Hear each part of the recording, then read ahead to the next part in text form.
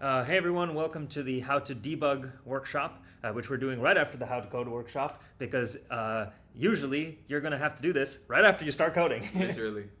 All right. So, let's say now you've just started coding and you've started to run into a problem. Most of the time, whatever you've written, it doesn't work. You prompted the AI or you wrote some piece of code. It's just not doing what you want it to do. Just a nice red error message. Exactly. And that's if you're lucky. Exactly.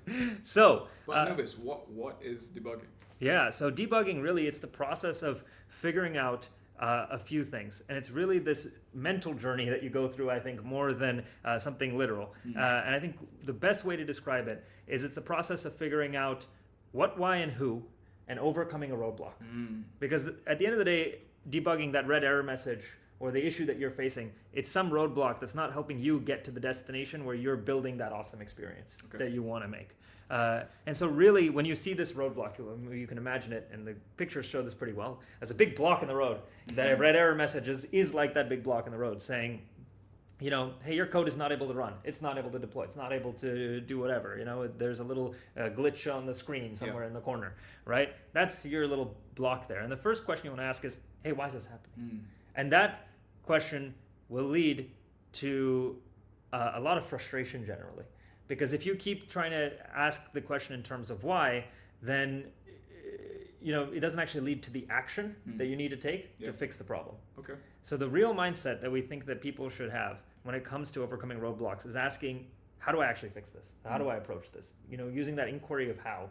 And that means looking at everything from the smallest details to looking at the big picture. Are you trying to maybe even do something in the first place that can't be done by the tools that you're using? Maybe it's a limitation of your tools, right? So I'll give you a great example of a time that I had to deal with debugging that it wasn't me personally, but my aunt had just learned how to use V0. She was going and building a website for an events calendar, basically, for people who wanted to know about events in the IP and legal field in Australia.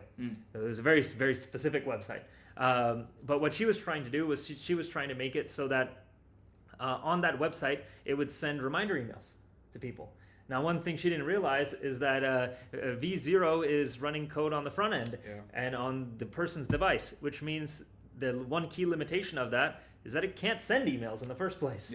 To send emails, you have to write the code on the server. It has to run on a different machine to be able to send out emails.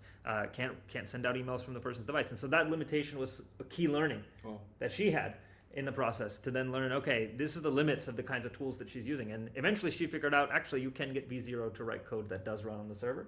Through Next.js, there is a way to do that. That's something for those who are new here to maybe also figure out as part of the hackathon. It'll be quite fun. But there is a way to do that, and there is a way to actually get it to send emails. In the end, she did get it working.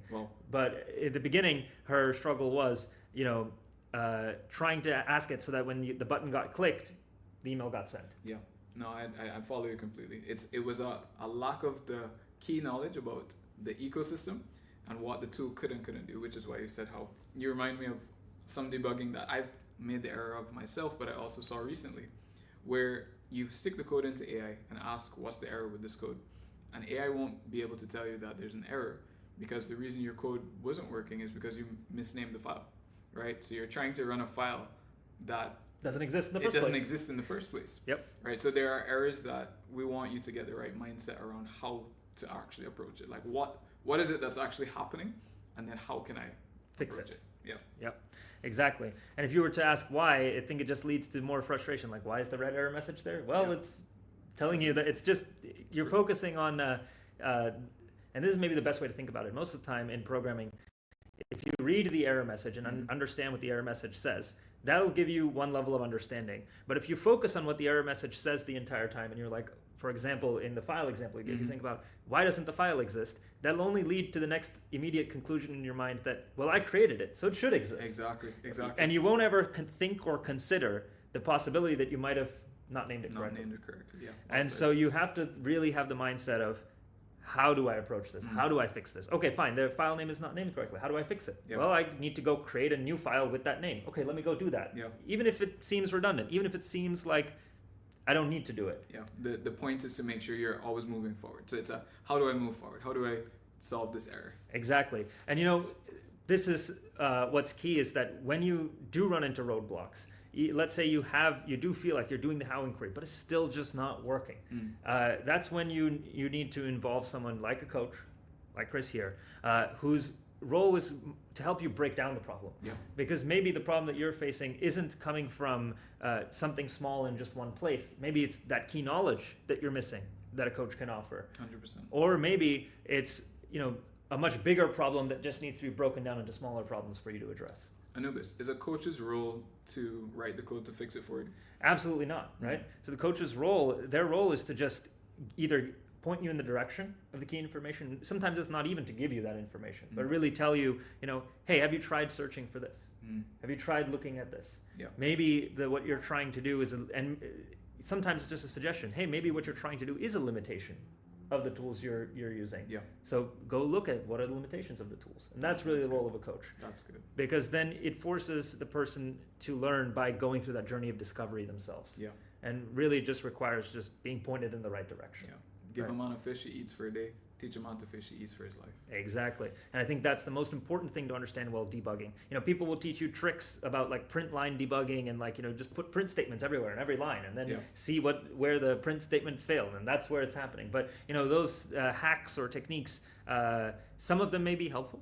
There's some merit to them, but you don't want to rely on those. You don't want to rely even on debugging tools all the time necessarily, because all of that at the end of the day is still just more software. Okay. And if you're writing bugs in your software, you're running into errors in your software, you can imagine even that software. There are issues, there are errors with it, and while it's usually the last thing that there are errors with, it's the least remote chance that that's what's happening. You want to be confident that you can, on your own, discover the how to fix. That's a good point. It brings up another question. When last did you see a bug in your code? Last time I wrote it. Me too. Yeah. So debugging is not something that is tied to junior developers or first timers. No matter what level of code you're writing or what solution you're building, everyone has to debug. And so most developers don't expect their code to run the first time. Maybe not even the second time, right? There's a process to it. So it's not a reflection of necessarily lack of knowledge, because everybody has to debug at a different level. And I think part of what comes with experience is actually understanding when it's okay to write code that does fail. Because that's how you usually discover what the right solution is. A lot of times in coding is an act of problem solving, a little bit of an act of discovery. Sometimes you have to ask whether, let's say you're using AI to write code, you got to ask it to do something crazy and see what happens. Maybe it doesn't work. And that's what you want to learn. You want to learn that's how you learn the limits of any tool, is by pushing it to the edge of what you think it's capable of. Well said. So that is it for how to debug. We'll see you again on how to deploy. Looking forward to it. All right. Thanks, guys.